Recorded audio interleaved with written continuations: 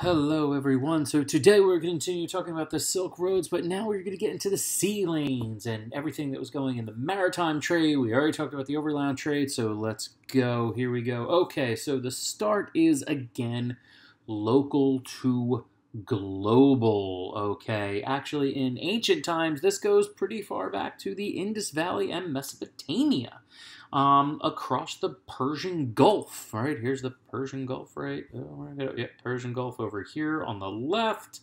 Okay, we see Uruk and Ur, and these areas here, hopping over and then getting into the Indus Valley civilization. Okay, so absolutely had land routes, but also had sea routes. Okay, the Egyptians and the Phoenicians also, as you see there on the right side, traded up and down, both across the Arabian Sea and the Red Sea and Persian Gulf.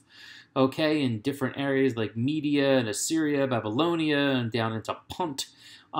So we do have a tremendous amount of area.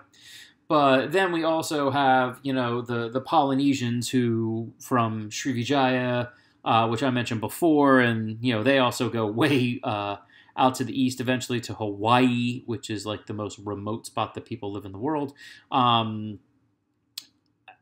And it's pretty impressive, and I already mentioned was bringing their language as well as bananas. And bananas are actually going to be an important crop in both Madagascar and Africa because it's high in potassium and provided a lot of great nutrients, and they grew really well there. So we love food that does that, along with coconuts and taro as well.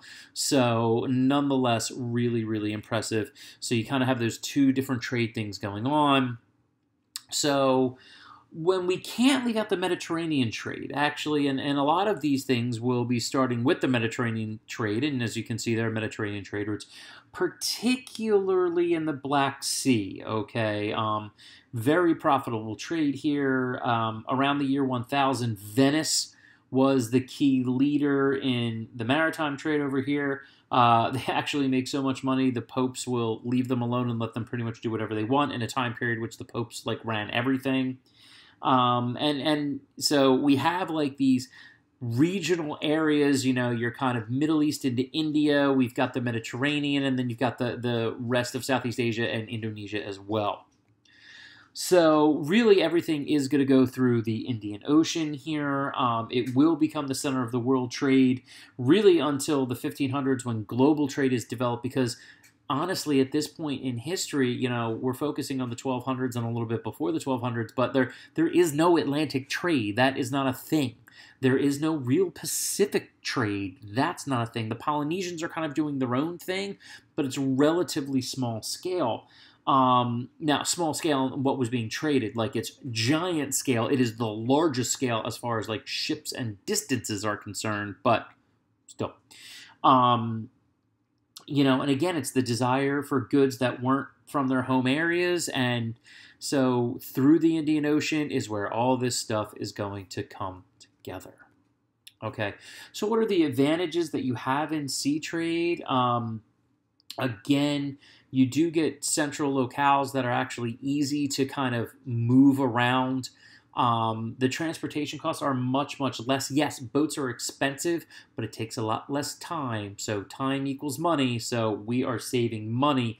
And we can also haul much larger amounts of cargo. So I can bring back a lot more stuff to make more money, and I can transport a lot more stuff, to make a lot of more money.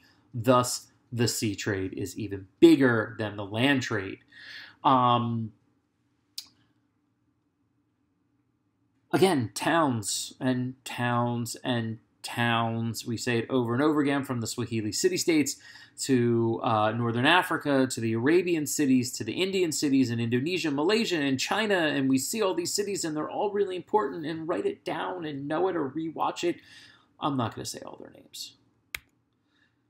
But once again, just like the land routes, I have a map. Now, let's look down here. The monsoons in the western end of the Indian Ocean, and they actually happen over here as well. This is crucial because they had to figure out the best time to travel.